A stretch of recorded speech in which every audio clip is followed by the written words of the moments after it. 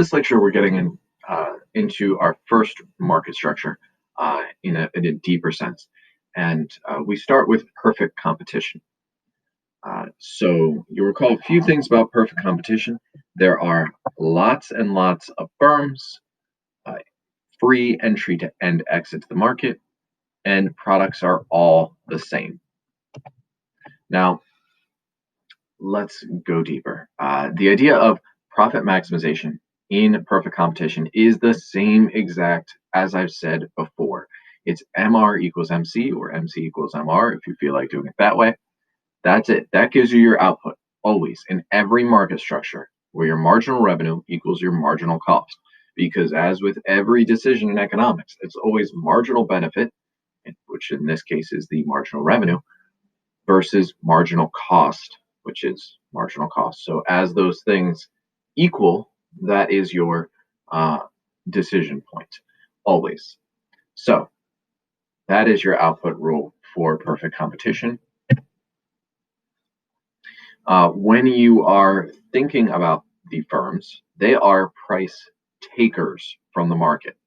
Remember, since there are countless numbers of firms and no individual firm actually has an impact on the market, we can think of it as the market as a basic supply and demand graph. And wherever that equilibrium price is, that is the price that the firm has to sell the product at. Because if they try to raise the price, there's a billion other firms charging a lower price, and they will take their business. So all firms will naturally keep their price that they're selling at the lowest possible price. So the lowest possible price, meaning they can't charge any more or any less for that product. And that's why they're price takers. Now, because of this, there's a market graph and there's a firm graph. The market graph is still going to be a basic upward sloping supply, downward sloping demand. That's the market. For the firm itself, since they're a price taker, your marginal revenue is going to be constant. They can't change the price, which is going to be the revenue that they get. They can't change that. So that's going to be constant. And demand for the firm's good is going to be constant as well. They're both going to be perfectly elastic. And that's also going to equal your average revenue. So your average revenue, remember, average is always just total divided by quantity. Well, your total, no matter what it is, divided by the quantity will always equal out to whatever the price of the good is. So that's why you have P here as well. So your marginal revenue is equal to your price, and that's why it's always the same. So the way that most economists are going to tell you to remember this is by calling this curve for the firm the Mr. DARP. Now, as you draw it out, whenever you have to graph it, do always put the equals in the middle, but it's a quick and easy way to remember it. MR equals D equals AR equals P.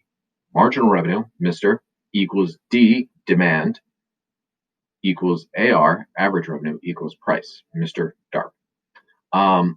Now, once again, reiterating, this is the demand for the firm's product, not the product in general. That will still be downward sloping. So if we want to figure out the profit maximizing price or quantity, we can now substitute any of these things in.